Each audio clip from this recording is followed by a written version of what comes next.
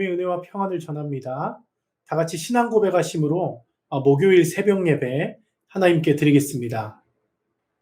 전능하사 천지를 만드신 하나님 아버지를 내가 믿사오며 그 외아들 우리 주 예수 그리스도를 믿사오니 이는 성령으로 잉태하사 동정녀 마리아에게 나시고 본디오 빌라도에게 고난을 받으사 십자가에 못 박혀 죽으시고 장사한 지 사흘 만에 죽은 자 가운데서 다시 살아나시며 하늘에 오르사 전능하신 하나님 우편에 앉아 계시다가 저리로서 산자와 죽은 자를 심판하러 오시리라. 성령을 믿사오며 거룩한 공회와 성도가 서로 교통하는 것과 죄를 사하여 주시는 것과 몸이 다시 사는 것과 영원히 사는 것을 믿사옵나이다. 아멘. 은혜가 풍성하신 하나님 아버지, 오늘도 생명 가득한 하루를 허락해 주셔서 감사합니다. 하루의 첫 시간을 주님께 드리며 나아가오니 축복하여 주시고 우리에게 주어진 하루의 삶 가운데 은혜 베풀어 주시옵소서. 이 시간 주님의 말씀 앞에 겸손하게 섭니다. 성령의 도우심 없이는 하나님의 말씀을 깨달을 수 없사오니 우리 심령 가운데 지혜의 영을 부어주시고 말씀을 깨달아 아는 은혜가 있을 수 있도록 이 시간 우리와 함께하여 주시옵소서. 그래서 이 말씀이 우리의 영혼에 새겨지고 종일토록 주의 말씀을 묵상하며 승리하는 하루 될 수 있도록 축복하여 주시옵소서. 이 시간 함께하는 모든 성도들의 가정을 지켜주시고 우리 교회 공동체를 주의 은혜 가운데 돌보아 주시옵소서. 감사드리며 예수님 이름으로 기도합니다. 아멘. 오늘 우리에게 주신 하나님의 말씀 시편 24편 1절에서 6절까지 말씀 함께 나누겠습니다. 시편 24편 1절에서 6절까지 말씀입니다. 제가 읽겠습니다. 땅과 거기에 충만한 것과 세계와 그 가운데 사는 자들은 다 여호와의 것이로다. 여호와께서 그 터를 바다 위에 세우시며 강들 위에 건설하셨도다. 여호와의 산에 오를 자가 누구며 그의 거룩한 곳에 설 자가 누구인가? 곧 손이 깨끗하며 마음이 청결하여 뜻을 허탄한 데 두지 아니하며 거짓 맹세하지 아니하는 자로다. 그는 여호와께 복을 받고 구원의 하나님께 의를 얻으리니 이는 여호와를 찾는 족속이요 야곱의 하나님의 얼굴을 구하는 자로다. 셀라. 이 시간 우리에게 주신 하나님의 말씀을 묵상하면서 오늘도 우리에게 부어주시는 하나님의 은혜를 받는 시간 함께 나누겠습니다.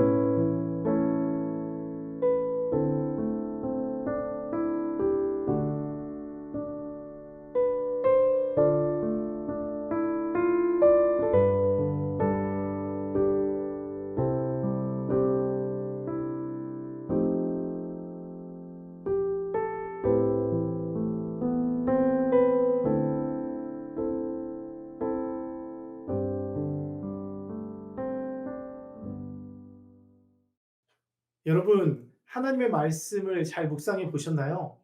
오늘은 하나님께서 어떤 말씀으로 여러분의 마음을 만져주셨나요?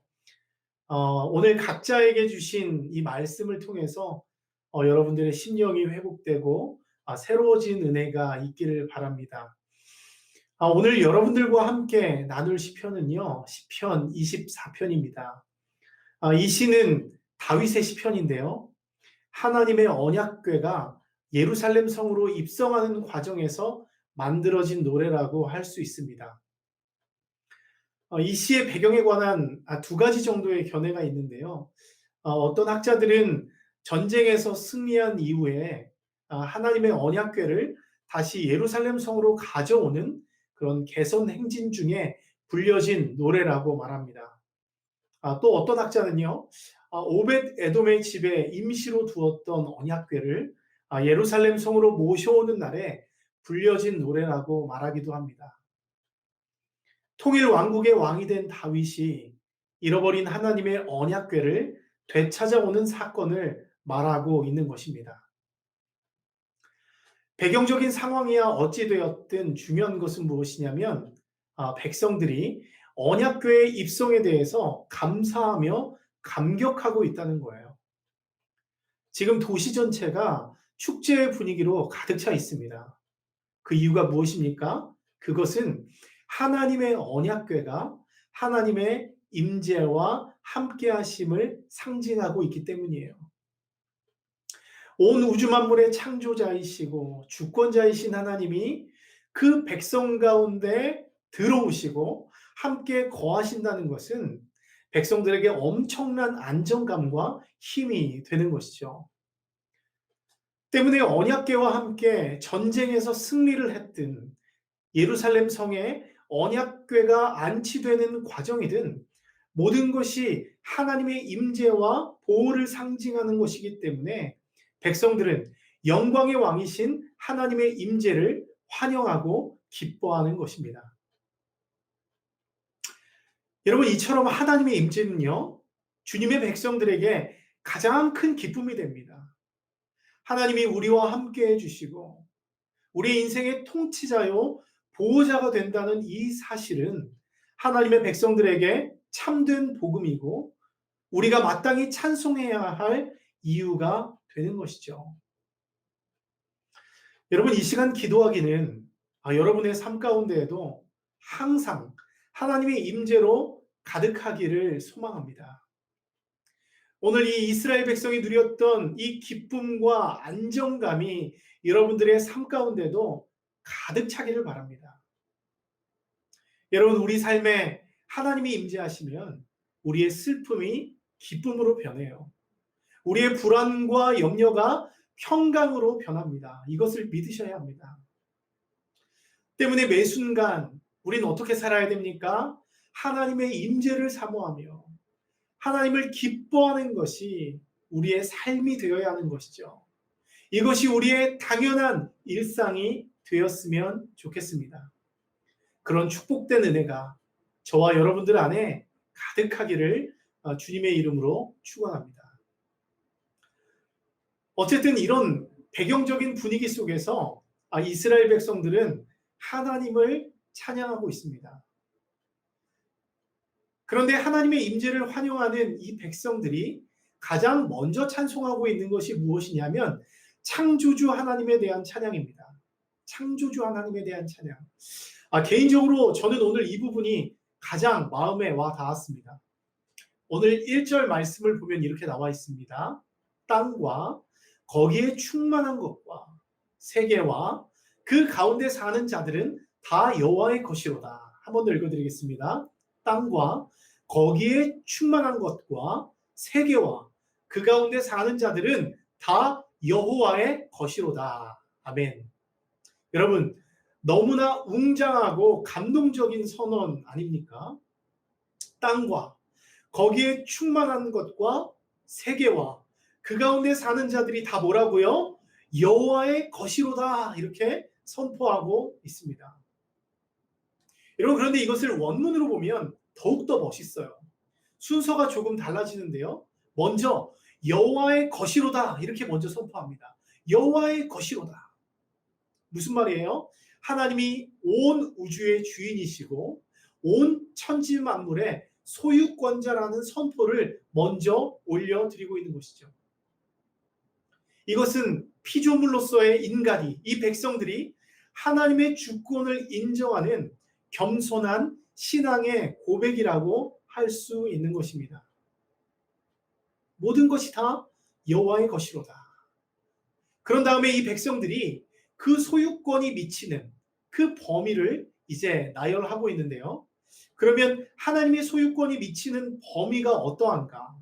오늘 본문을 보니까 1절에 크게 세 가지를 말하고 있는데요. 다시 보면 뭐예요? 첫째, 땅과 둘째, 거기 충만한 것과 셋째, 세계와 그 가운데 사는 자들이라고 말합니다. 이 세 가지를 말씀하고 있죠. 여러분, 그런데 제가 이 말씀을 묵상하다 보니까 이 세 가지가, 이 순서가요, 마치 하나님의 천지창조의 순서와 비슷하다는 것을 발견하게 되었습니다. 그러니까 아주 큰 개념에서부터 작은 개념으로 나아가고 있는 것이죠. 여러분, 먼저 땅인데요. 성경에서 말하는 땅은요, 단순한 지형적 토지를 말하는 것이 아닙니다. 하나님이 창조하신 모든 세계를 의미하는 가장 큰 개념이라고 표현할 수가 있는 것이죠. 여러분, 이걸 쉽게 말하면 이런 겁니다.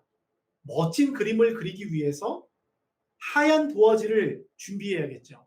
마치 이런 것처럼 하나님이 천지를 지으셔서 그림 그릴 준비를 마치신 것입니다. 큰 캔버스를 만드신 거예요.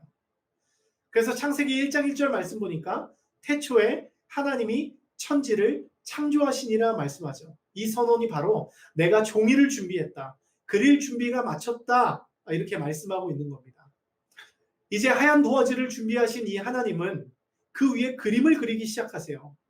해와 달과 별을 만드시고 물이 흐르게 하시고 풀과 채소와 열매 맺는 나무들을 그 안에 그려내십니다. 그리고 새와 물고기와 짐승 같은 생물들을 그 종류대로 만드셔서 온 땅에서 살아가게 하시죠. 이것 외에도 하나님은 세상에 필요한 모든 것을 그 땅에 충만하게 채우십니다. 때문에 오늘 이 말씀에서 세상에 충만한 것이라는 이 말은요, 하나님의 이 창조가 결코 결핍함이나 부족함 없이 필요한 모든 것으로 충만하게 차고 넘치는 놀라운 상태에 있었다는 것을 강조하는 표현이라고 할 수 있습니다. 마지막으로 하나님이 그린 이 그림 중에서 가장 중요한 그림은 이제 마지막에 나옵니다.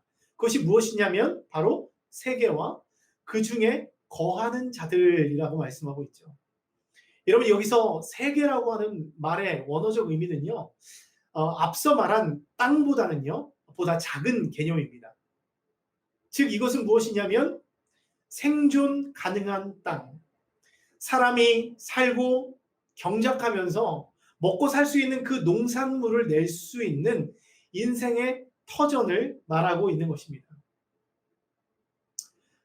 하나님은 이제 인간이 생존 가능한 땅까지도 만들어 놓으시고 그 안에서 인간이 삶을 영위하며 살아갈 수 있도록 그 땅, 그 터전을 우리에게 허락해 주신 것입니다.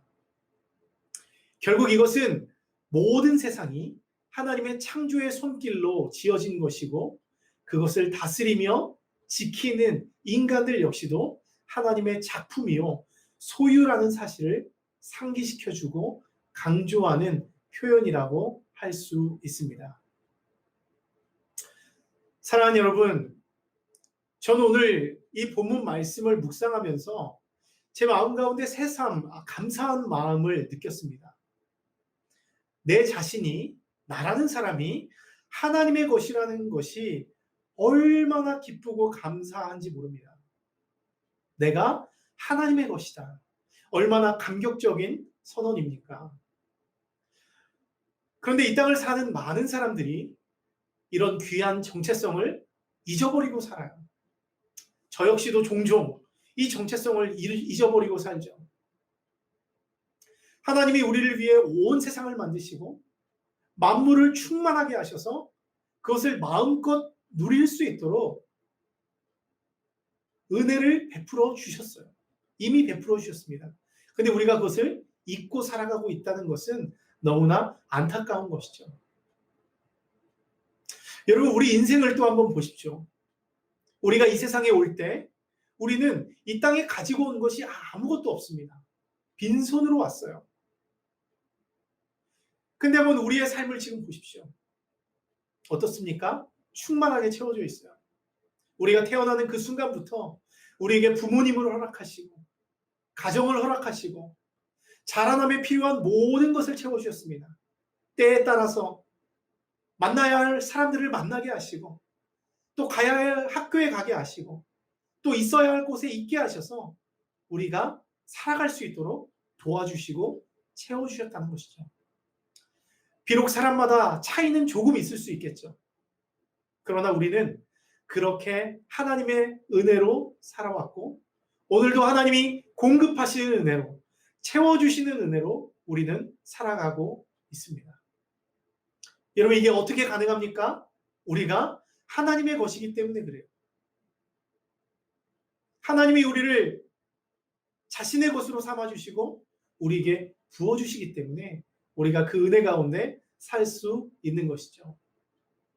여러분, 우리가 가진 소유를 정말 소중하게 생각하죠. 그것과 마찬가지로 하나님이 자신의 소유인 우리들을 너무나 소중하게 여기시며 오늘도 우리를 돌보아 주신다는 것입니다. 사랑하는 성도 여러분, 오늘 하루를 살아갈 때 우리가 하나님의 것임을 다시 한번 마음에 새길 수 있는 여러분들 되었으면 좋겠습니다. 주님께서 우리가 살아갈 수 있도록 풍성함으로 채워주셨음을 다시 한번 기억했으면 좋겠습니다. 그 충만함, 그 풍성함 가운데서 오늘도 마음껏 누리며 감사로 사시는 여러분들 되기를 주님의 이름으로 축원합니다. 함께 기도하겠습니다. 온 우주 만물을 창조하신 하나님 아버지, 우리를 위해 온 세상을 만드시고 우리의 삶을 온갖 풍성함으로 채워주셔서 감사합니다. 우리를 하나님의 것으로 만드시고 부르셨으니 우리가 그 정체성을 깨달아 알게 하시고 주님 부르신 목적 따라 순종하며 살아가는 우리들을 되게 하여 주시옵소서. 이 시간 특별히 기도하는 것은 이스라엘 백성들이 누렸던 그 임재의 기쁨이 우리의 삶과 우리의 교회와 우리의 가정에도 임하길 원합니다. 코로나의 상황을 지내며 교회도 어렵고 우리의 삶과 우리의 가정도 어려움을 겪고 있습니다.